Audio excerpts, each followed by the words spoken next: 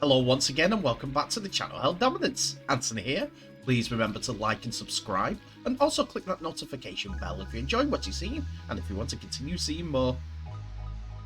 Coming up, the Nene Macdonald saga continues as reports say he's about to sign.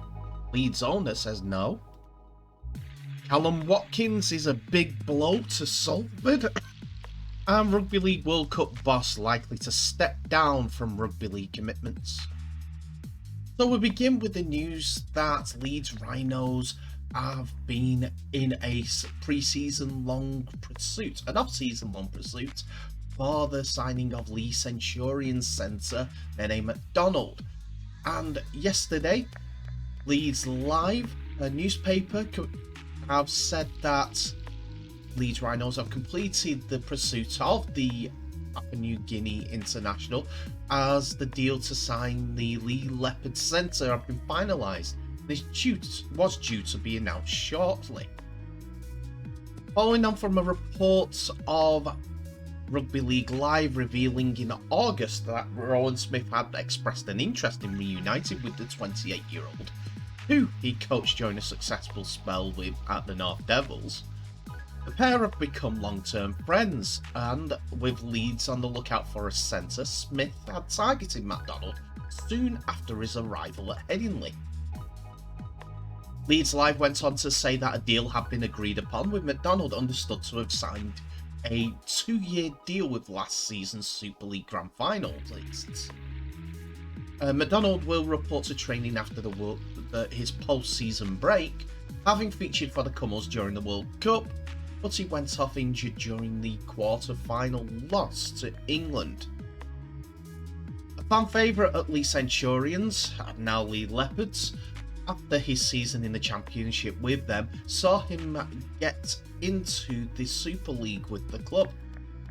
Whilst playing 23 games for the club, he scored 21 tries to fast-track that promotion in the £1 Million game. Leigh themselves knew that they had to adjust themselves for the Super League season, as they are only allotted a certain amount of overseas players to their squad. They were not looking to release Macdonald at any point, as they see him as a decent fit for the club, since this overseas quota has to be abided by. And also the signing of form centre from 2022, Ricky Latelli, from Huddersfield. It was quick to see that he was set to be moving down the pecking order, and Leigh were planning to manage their overseas quota, which resulted in his possible departure. But today, Leeds rebuked these claims, as they have announced, "We have not signed anybody yet," amid those Nene Macdonald rumours. This is what Gary Hetherington, the CEO of Leeds Rhinos, have said. But Leeds are hoping to confirm the final member of their 2023 squad within the next 10 days. The Leeds CEO went on and is adamant that the club have not signed anyone else who hasn't been announced yet to the 2023 roster. Coach Rowan Smith revealed last week Rhinos are looking at several outside backs, but Hetherington said the retirement of Matt Pryor gives us the capacity to make one more signing, and there's quite a number of irons in the fire.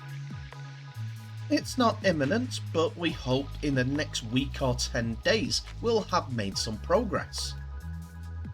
The squad is pretty much in place. We have got the one vacancy, but once that is completed, hopefully we will be able to announce the squad numbers soon after. So Leeds are not discounting the signing of Nene Macdonald, but the signing has been completed stories are too far from the mark at this point. Could change in the next 10 days, as they said, but for now, Nene Macdonald is not going to Leeds.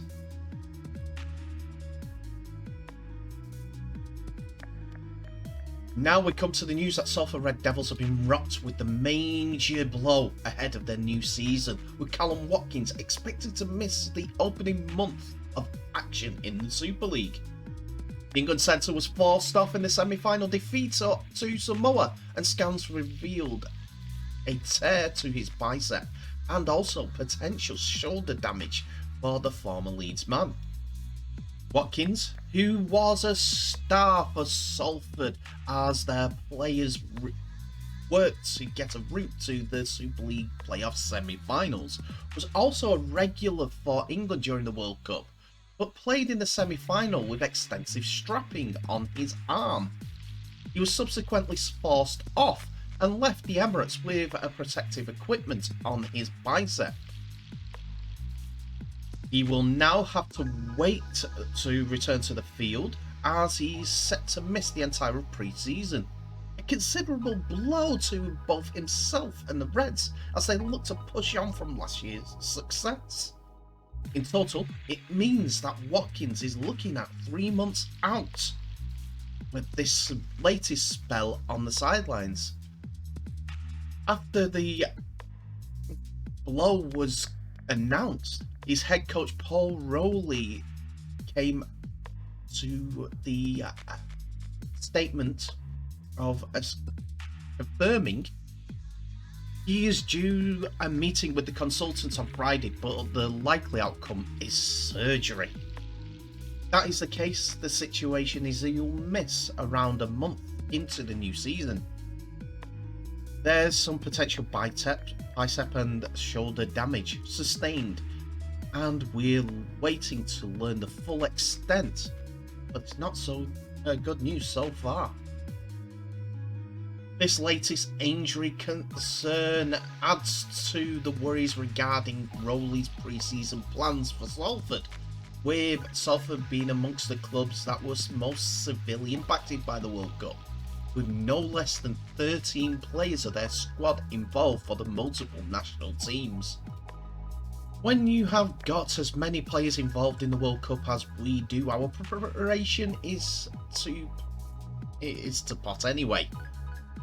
Some of them won't come back until the 3rd of January, so we've got to get 5 weeks, and Kallum won't be part of that whatsoever.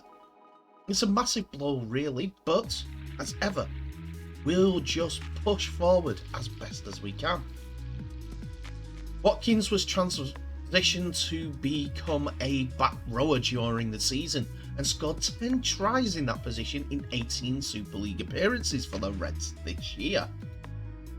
Salford have done some business though to try to mitigate that circumstance with the Watkins injury, as they have signed 3 backseers during this off-season, with the likes of Ben Halliwell from Featherstone, Sam Stone from Leigh Leopards, and Andrew Dixon from Toulouse Olympique, all capable of playing in that position. It will be hard graft without the quality of someone like Kallum Watkins, but they can look forward to knowing that they have the players in numbers, rotate if need be, to find the best possible formula to cope without Kallum's input.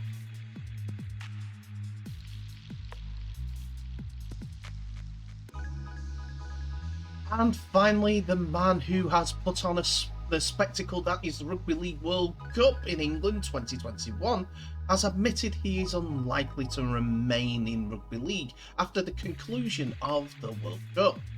The tournament's chief executive has earned praise from many people within the game for his approach to the tournament throughout the lead-up and subsequential postponement of the event since being appointed to the role in 2017. Mr. Dutton, who is a lifelong Rugby League fan and a long-standing Leigh supporter, he had been suggested by some as the ideal candidate to replace Ralph Rimmer as the chief executive of Rugby Football League when he steps down next month. But that seems to be off the table for the 50-year-old, conceding his future lies elsewhere in the world of professional sport. When asked if he would remain in the game beyond the World Cup, he said, I think it's unlikely, but that's not a decision to me. I'm excited that I've got some opportunities as non-executive director on some boards, and I'm still doing work with UK sport. And while my passion will always be rugby league, I am interested in other things. I am looking forward to a glass of wine with the family, a lie down, and a bit of rest and reflection. There is still some reporting and other things to do, but then I'm looking forward to a new challenge, whatever that is. Mr. Dutton did not rule out a return to rugby league in the future, however, but admitted his short-term interest in the game will predominantly be as a spectator, to be fair. I still firmly believe that the biggest growth opportunity in the sport is International Rugby League, and I'd love at some point in the future to play a part in that again. But for now I've seen Leigh are playing in some sort of red and white. I've renewed my 3 season tickets there. Goodness me, I've just heard Derek Beaumont bab himself from here. Jesus, it's disgusting. But anyway, Mr. Dutton continued. My love for the sport will never cease, and this has been the biggest privilege. Having the chance to hopefully make a difference, and it might take time for people to appreciate the impact of what we've done. But myself and my team have played a role in history of the sport, and I'm very proud of that. And that we can all agree on. Mr. Dutton and his team have done fantastically well for this Rugby League World Cup, as we've seen 4 different types of events, whether it's the PDRL, the wheelchair, the men's and the women's game, all culminating tomorrow at Old Trafford. Today though, we've got the wheelchair final. He will definitely be there as a spectator and doing his part for the Rugby League World Cup board and as its representative. He's almost earned himself a rest. I think after Sunday he can start his debrief and everything like that, and when Christmas time comes along he should have an idea of where International Rugby League and how well the Rugby League World Cup has done. That's all the technical stuff, and he'll probably give us announcements further into the December cycle. But anyway, tell me in the comments what your thoughts are of this World Cup for the on-the-field spectacle. It's been great to watch, and it's produced more fans.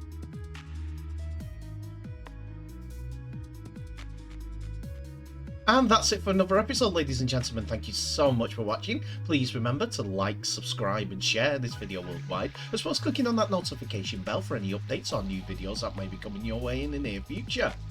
Tell me what your thoughts are on today's episode in the comment section, as it's open for business. You guys commenting back about our videos and watching them is fantastic, and I want it to continue. Become a community, growing this sport from a fan's point of view, getting the conversation going.